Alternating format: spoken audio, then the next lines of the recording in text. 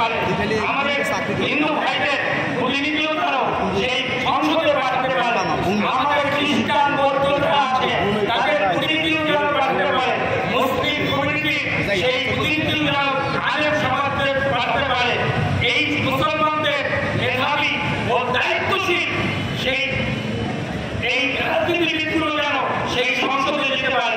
বেশি শক্তির মাধ্যমে, অর্থ বলের মাধ্যমে এই সমাজে কলুষিত করে অর্থের বিনিময়ে যেন সেই ভোট ডাকাতি আর না হয়।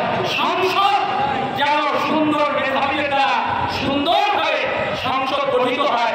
তার জন্য এই তত্ত্বাবধায়ক সরকারের কাছে আবারও দাবি করছি যে এই তত্ত্বাবধায়ক সরকার যেন আর কোনো গণঅভ্যুত্থান সংগঠিত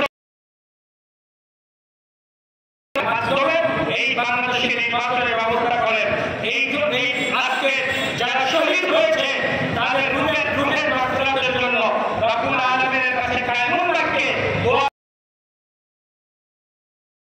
বিনিময়ে সকল ধরনের অন্যায় অবিচার চালাবার থেকে এই বাংলাদেশের মানুষ যেন শান্তি ও সুন্দর